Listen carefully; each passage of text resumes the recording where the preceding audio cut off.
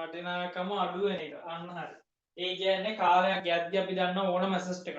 Every assessed when we used a long time we know sometimes the technology is updated, right? Technology is update, and also we know කියන්නේ සමහර ඒවා අපි දන්නවා කාලයත් එක්ක යද්දී මේ ගෙවිලා යනවා. ඒ කියන්නේ ගෙවෙනවා. එතකොට මෙන්න මේ වගේ දේවල් වලට අපිට හරියටම අපිට කියන්න බෑනේ මේ මෙච්චරකින් වැලියු එක අඩු වුණා නැත්නම් මෙච්චරකින් ටයර් එකේ මේ ටයර් එක ගෙවිලා තියෙනවා මෙච්චරකින් කියලා අපිට හරියට මෙෂර් කරන්න බෑ. අන්න ඒකින්ද ඒ ඩිප්ලිෂන් එක අපිට හරියට මේ මයින්ඩ් විදිහක් නැහැ. ඒක නිසා අපි සාමාන්‍යයෙන් මොකක්ද කරන්නේ කිසියම් ස්පෙસિෆික් මෙතඩ් එකකට ඒක තමයි ඔයාලා මේ ඉගෙන ගන්න අපි මේ ඩිප්‍රීසියේෂන් කියලා වෙනම අපි වැලියු එකක් කැල්කියුලේට් කරනවා. ඒ කියන්නේ මේක අපිට අර හරියටම අපි මයින්ඩ් බැරි හින්දා අපිට හරියට මෙෂර් කරන්න බැරි නිසා මොකද්ද කරන්නේ අපි ඩිප්‍රීසියේෂන් කියලා අපි ඒකට නම දාලා අපි මේ වැලියු එක අඩු කිරීම කරනවා. කිසියම් කැල්කියුලේෂන් එකක් තුලින් specific through the specific calculation. එතකොට අපි ඒකෙදි කතා කරා මේ depreciation කියන එක අපි හොයන්නේ කොහොමද? ඒ තමයි කොහොමද ළමයි depreciation හොයන්නේ? Depreciation of the asset.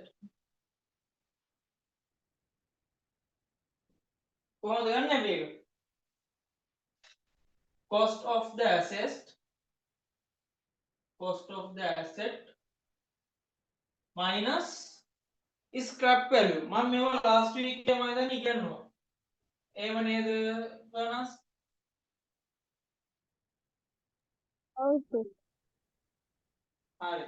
එතකොට මේ cost of the thing අපි scrap value එක අයින් කරපුවාම අපිට ලැබෙන්නේ මොකක්ද ළමයි?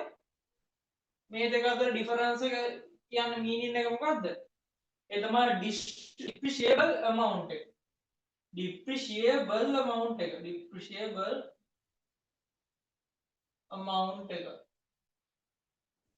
මේ දෙක අතර difference එක cost of assets එක between the cost of assets and scrap value we call it as depreciable amount.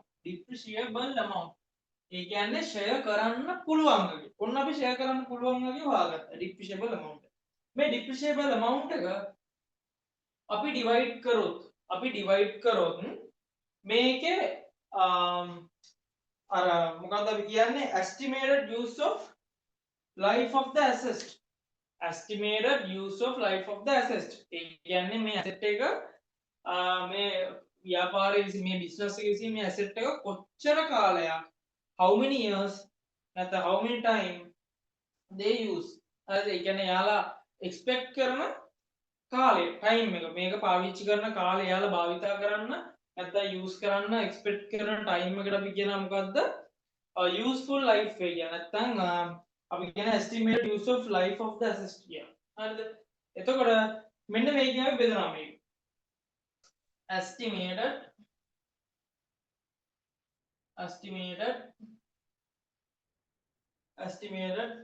use of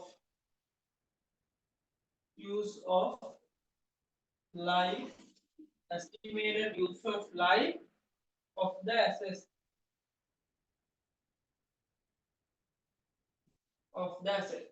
එතකොට එනවා අපිට අර අපි හිතමු මේක දැන් 5ක් කියලා අවුරුදු 5 years කියලා. එතකොට අපි මේ 5 years වලින් බෙද්දාම එන්නේ එක year එකකට depreciation එක.